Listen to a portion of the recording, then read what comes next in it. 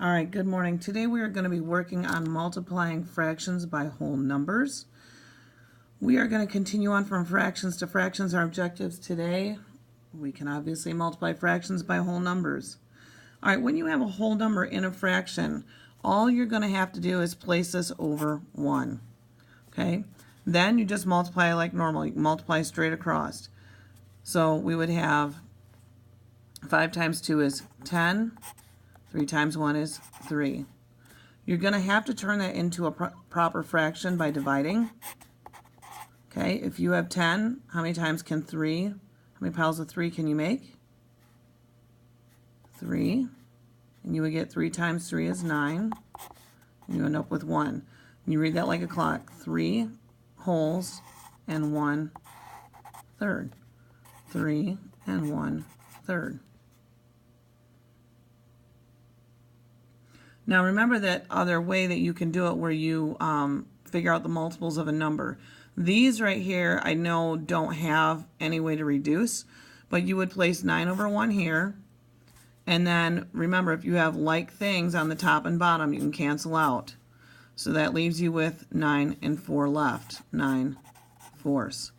And again, we're going to divide that and make it into a proper fraction.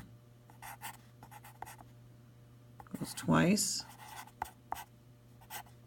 Subtract it off. 2 wholes and 1 fourth. 2 and 1 fourth. All right, for 1/2 times 3, 3 over 1, always place it over 1. And same 1 and 1 on top and bottom, so you're going to end up with 3 over 2. Multiply it out. Goes once. 1 whole and 1/2. 1 and 1/2. All right, on the other side of this sheet, in case you don't have it, you can just write them out. It's division. And for this, we're going to do the same thing. We're going to do 9 over 1. But then remember, we have to do keep, change, flip. So keep the first one. Change the sign. Flip and find the reciprocal of the second one, which is 1 over 9. All right. Now is when we're going to start doing factoring out those numbers. So for 2, we have 2 times 1. 1 is 1 times 1. 4, what would we multiply to get 4? Right, 2 times 2. And 9 would be 3 times 3. If we write those out, we'd have 2 times 1 times 1 times 1. 2 times 2 times 9. Oh, sorry, my fault. I wrote the 9 instead of the factors. 3 times 3. Cancel out anything that is alike. We got 2's that are alike, and that's about 1. That's about it. 1 times 1 is 1. 1 times 1 is 1. 2 times 3 is 6. 6 times 3 is 18. So 1/18 is your answer. Make sure you don't just add these up and say 3, 6, 7, 8. It's 3 times 2, or 2 times 3, and that answer times 3. All right, let's go on the next one. We got 5 over 1. Now we do keep, change, flip. 1 over 5, right? That reciprocal. All right.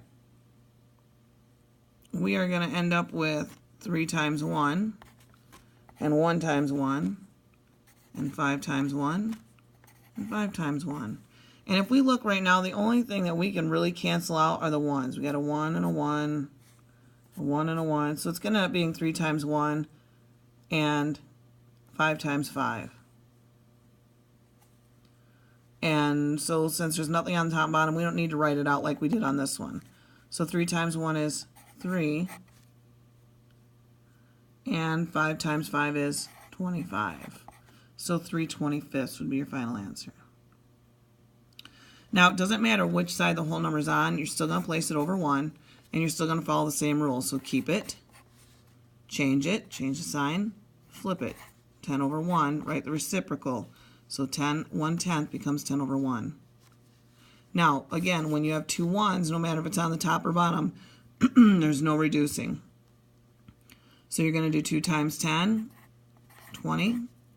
1 times 1 is 1. And 20 over 1 is the same as 20.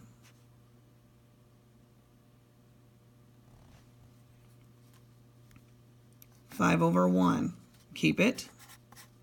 Change it. Flip it.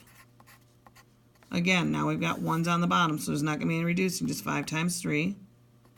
15 over 1 times 1.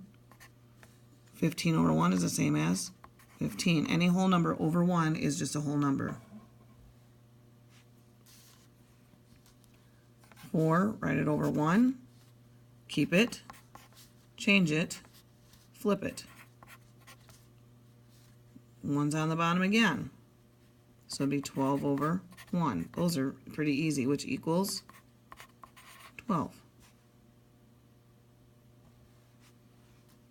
7 over 1. Keep it. Change it. Change the sign. Flip it. Write the reciprocal. Now, we're going to end up with 7 times 3 is 21. 1 times 2 is 2. Now, you could have written those out. 7 times 1, 3 times 1, 1 times 1, 2 times 1. But if you look, the only things that are going to be the same are these 1s again. And you just end up right back at 7 and 3 and 1 and 2. So that's why I didn't write that all out.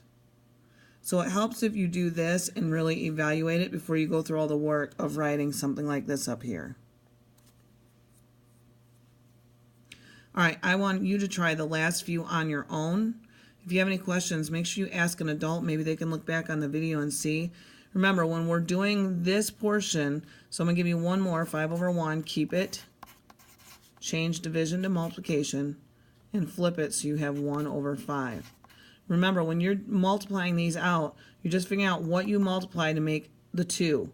And you want to think prime factors if you can. So like 2, 3, 5, 7. So this one, I know the only thing that can make 2 is 2 times 1. The only thing that can make 1 is 1 times 1. The only thing that can make 3 is 3 times 1 and 5 times 1. And then if you think about an imaginary line, what is the same on the top and bottom? Well, I got 1s here, and I've got 1s here. Nothing else is the same. If you start seeing things that are alike on the top and bottom, like you have 2s or 3s on the top and bottom, that's when I write it like I did up here. Okay? But if you don't, if all you have is 1s, then you know you're simply going to multiply straight across. So 2 times 1 is 2, and 3 times 5 is 15, and it's done.